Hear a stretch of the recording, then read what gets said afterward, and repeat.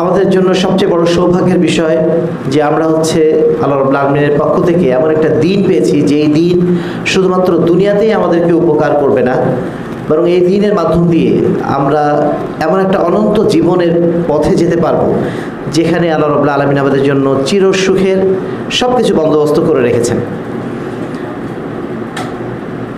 আমরা এমন একটা দেশে বসবাস করি যে দেশের অধিকাংশ মানুষ মুসলমান, যেখানে আমাদেরকে ইসলাম পালন করতে বিশেষ কষ্ট করতে হয় না।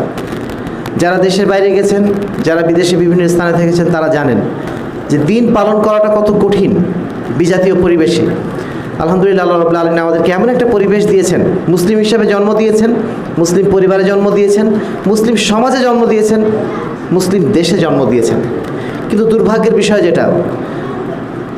এত সৌভাগ্য আল্লাহ রাব্বুল আলামিন দেওয়ার পরেও